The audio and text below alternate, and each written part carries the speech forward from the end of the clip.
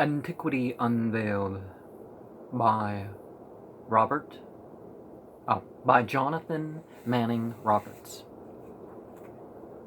The most marvelous revelations of the 19th century concerning the origin of Christianity. Jacques Barthelemy, a French scholar. Good day, sir. A great difficulty that an antiquarian and searcher into the mysteries of the past has to contend with is the opposition to anything that will throw light on the origin of the Christian religion. In the first place, you are all more or less dependent upon persons who subscribe their money to help you in various ways in your researches into the mysteries of the past, and you must be careful, no matter what you may discover, of not trespassing upon the religious beliefs. I'm not doing a French accent, by the way. Okay, I don't even. How would you do a French accent? But no antiquarian that ever lived has failed to discover that the whole of the modern Christian religion, under the different forms of symbolic worship, is written upon all the temples and tombs of antiquity. But, not being able, when I lived on earth, to do as I pleased, I left a key for those who desired to use it, or who had the means to show up the subject of the Christian religion in its true light. And this was called the alphabet of Palmyra, by means of which certain inscriptions upon the ruins of the temples of that ancient city could be used to throw a flood of light upon all the ceremonies of Christianity. There is set forth the doctrine of the Trinity. There is to be found the censer. There is represented the Eucharist in the feast of Bacchus. There are the priestly robes. There are the mitre and other insignia of popes, cardinals, and bishops.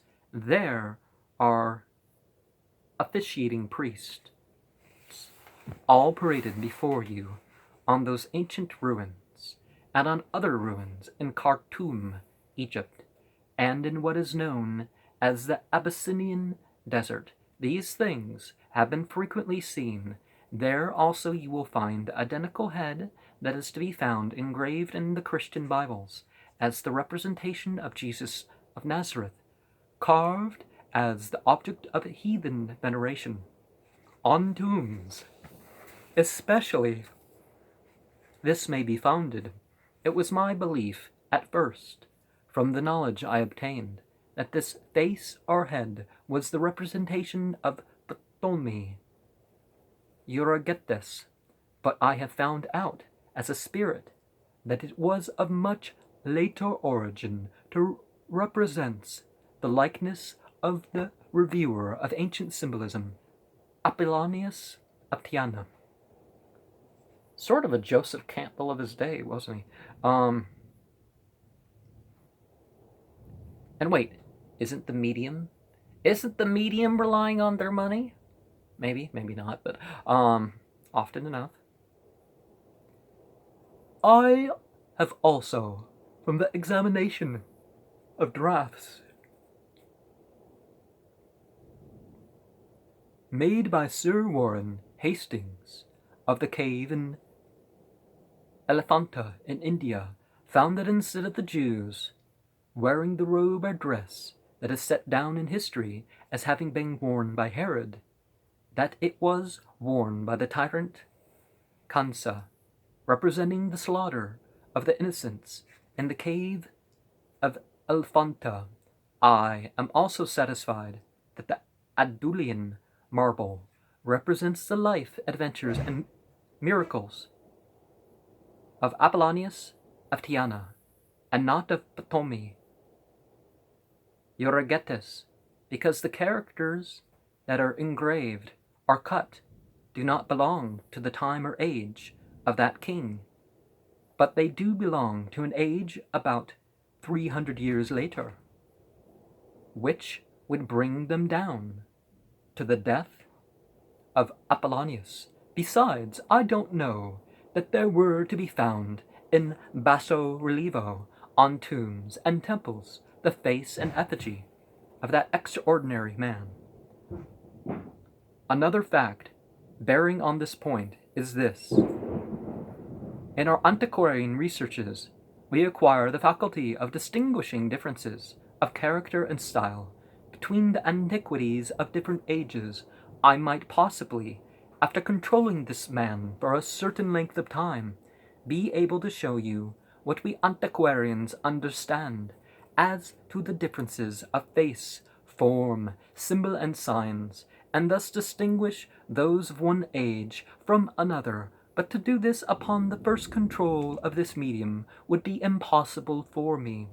I want to say further that there may be scholars who come here from the spirit world who will convey their ideas more certainly and explicitly than I have done, for under the circumstances it is with the greatest difficulty that I have been able to force this communication through the medium. My name was Jacques Barthelemy. I passed to spirit life in 1795. I was the author of the travels of Anacharsis the Younger, and referring to the account of Barthelemy in the Nouvelle Biographie Générale. Now, whether spiritualism and other spiritual operations, we evoke certain parts of our own mind, and perhaps in referring to the dead and other individuals, we don't have to worship them, and we will have the same results, minus the results of the polytheism, right? So what would that actually be? And I did a video about how, the scientific explanation why people see dead people. They now call it something different than schizophrenia, and there's actually a function for that. So if you're in control of it, it's not mental illness. The spirit of this learned antiquarian and reader of inscriptions that returns and confesses that he did not dare to disclose what he knew to be the truth in regard to them, doubtless gives us a true account of facts as he knows them. As a spirit, he congratulates himself that he at least left behind him, in his essay on the language and alphabet of Palmyra, the key by which what he left undone may be attained. But the fact of the greatest significance is that the monuments in Upper Egypt and Abyssinia that have been supposed to have been erected in honor of King Ptolemy Euergetes are in reality the monuments erected by the gymnosophist of Upper Egypt and the region still higher up in the Nile, in honor of the great philosopher, medium, and teacher Apollonius of Tyana. It is a historical fact that Apollonius traveled all over those regions after his famous interview with Vespasian at Alexandria, and made a deep and lasting impression among the meditative and philosophical religionists of those distant regions. And definitely Egypt has been as long as I can keep presenting stuff and talking about Egypt, I'm going to probably do something publicly for the rest of my life, writing or video or something, no matter how famous or unfamous I may be. That's definitely going to be on the thing, because look at the interest. But as far as the afterlife, there's something that we should probably consider, is that why do people want to cling and stay? Why do people want to be reincarnated? Oh, because they're not satisfied with their life here. But if you're satisfied with a devotee and know you could do worse, you don't really want to come back. You're like, even the worst of what's there is better than the best here, if you've, overwhelming benefit of some sort or another. In relation to the Adulian inscription, in view of all the facts, I conclude that the throne or monument at that time was erected by Ptolemy Hieroglyphs about 220 BCE, and that a part, at least, of the inscription upon it relates to that Egyptian king.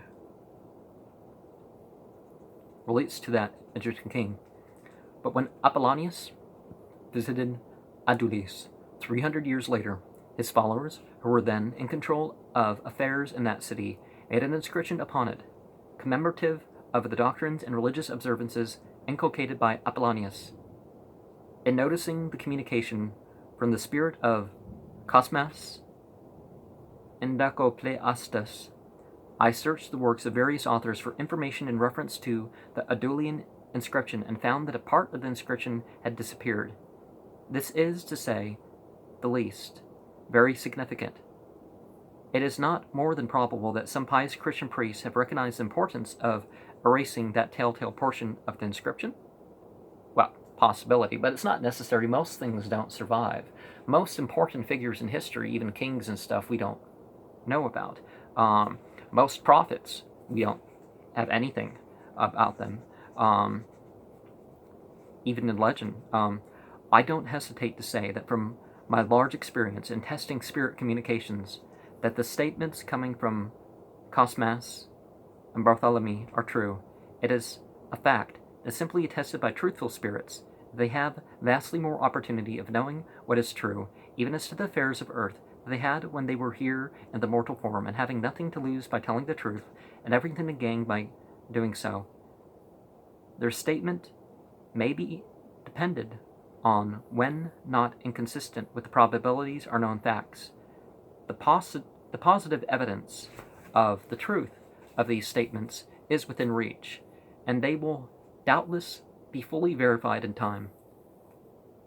According to the Penny Cyclopedia, the inscription may be found in Montfaucon's Collectia Nava Patrum, also in Fabricas Bibliotheca Graeca and Cischul's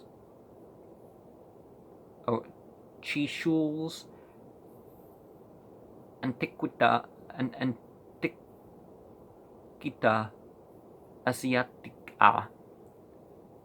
Okay.